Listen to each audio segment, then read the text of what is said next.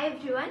तो आपण माने मते बारंबार पे स्लिप रो वीडियो आनिबा पई कहूथिले। तो ए वीडियो रे मु आपण माननकु देखिबि जे ओडब्ल्यूएस सीजीएल क्रैक करिकि जदि आपण माने ग्रुप बी पोस्ट पाउचंती ताहले आपण मानकर स्टार्टिंग सैलरीटा केते हेई पारे। तो मु आपण मानकु स्क्रीन रे पे स्लिप रो स्क्रीनशॉटटा दे देछि। आ मु कहि दोछि जे कोटा कोठी केते कोन मिले, टोटल ग्रॉस केते, नेट केते मोटा कहि दोछि।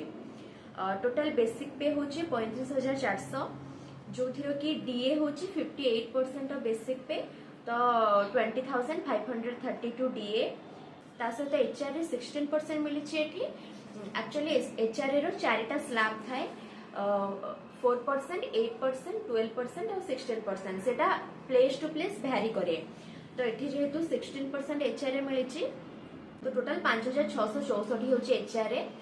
टोटल मिसिले हमरो ग्रॉस होची 61,596। ता सहित कौन कौन कटी कही दौची। गोटे आमर प्रोफेशनल टैक्स जोटा कि 200 कटी। ता सहित आमर जीआईएस माने होची ग्रुप इंश्योरेंस स्कीम, जहां अंडर कि 20,000 टंका टोटल लाइफ टाइम पई 20,000 ही कटिबो। आपण माने चाहिए वन टाइम 20,000 काटि परिबे, नहले 2,000 करिके 10 मंथ पर्यंत टोटल 20,000 टंका काटि परिबे। तो ये जीआईएस रे 2,000 कटी।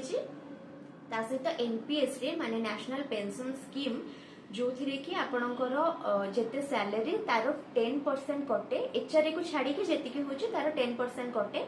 तो ये टोटल 5,593 टंका कटी। तो ग्रॉस होता 61,596 आउ नेट होती 53,803।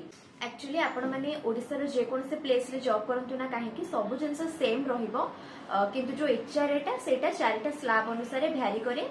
एचआरए पाई ही हमर सैलरी रे टिके डिफरेंस देखा जाए, सेम पोस्ट सेम डिपार्टमेंट रो हेकी भी। जदि मु एमती ओवरऑली कहबी ताहले आपण माने जदि ओडब्ल्यूएस सीजीएल क्रैक करछंती आ ग्रुप बी पोस्ट पाउछंती, तो आपनकर सैलरी 49,000 टू 54,000 भीतर ही लाय करिवो स्टार्टिंग सैलरी।